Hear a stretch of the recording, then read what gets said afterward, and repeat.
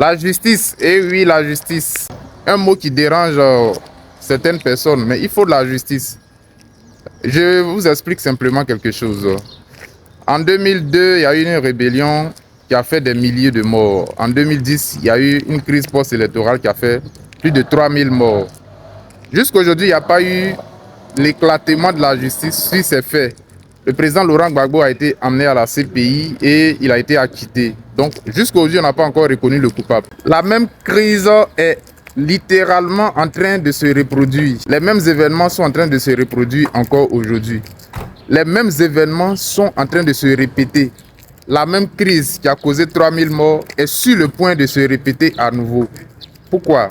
Parce qu'il n'y a pas eu de justice, parce qu'il n'y a pas eu l'éclatement de la justice, parce que ceux qui devaient être condamnés par rapport aux événements précédents ne l'ont pas été. Et la même chose tend à se reproduire. Aujourd'hui, puisqu'il n'y a pas eu d'éclatement de la justice, ceux qui ont posé ces actes se croient au-dessus de la loi. Ceux qui ont posé ces actes pensent qu'on peut continuer dans cette perpétuelle impunité. Vous voyez, non? Donc, aussi longtemps qu'il n'y a pas eu de justice, il n'y a pas eu de réparation, il n'y a pas eu de condamnation, et aussi longtemps que les auteurs n'ont pas été condamnés, les mêmes événements vont se reproduire, se reproduire à l'infini. Raison pour laquelle, quand il y a un conflit et qu'on veut passer, on veut tourner la page de ce conflit, on trouve les coupables, on les juge et on dédommage ce qu'on doit dédommager. C'est ce qu'on appelle la réparation. C'est ce que le Rwanda a fait, d'accord? C'est ce que tous les autres pays qui ont voulu tourner les pages sombres de leur histoire ont fait.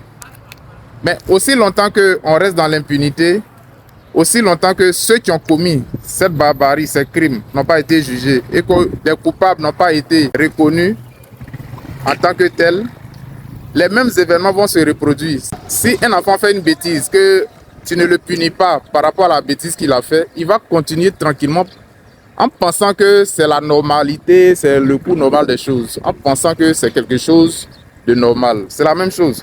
Quand des gens commettent des crimes et qu'ils ne font pas face à la justice, ils pensent que c'est le cours normal des choses. Ils ont tendance à répéter la même chose indéfiniment. Comme un enfant, si l'enfant chie dans le salon ou bien il fait des bêtises dans la maison, ou bien il prend de l'argent, il prend quelque chose sur la table qui ne lui appartient pas. Si tu ne le punis pas dès le départ, il va penser que c'est quelque chose de normal et il va continuer à le faire, à le faire, à le faire, à le faire. Il va grandir avec et ça sera quelque chose de néfaste pour lui, pour son avenir. C'est comme ça.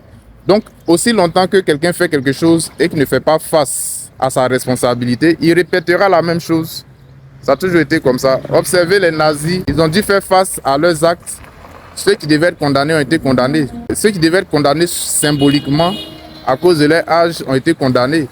Et ceux qui devaient être dédommagés ont été dédommagés. Les Juifs ont été dédommagés de centaines de milliards de dollars. Donc c'est comme ça. Aussi longtemps que quelqu'un pose des mauvais actes et qui ne fait pas face à la justice, aussi longtemps que ces actes restent dans l'impunité, il a tendance à reprendre. C'est la loi naturelle des choses, c'est comme ça. Il faut qu'en Côte d'Ivoire, ceux qui ont perpétré des crimes puissent faire face à la justice et répondre de leurs actes.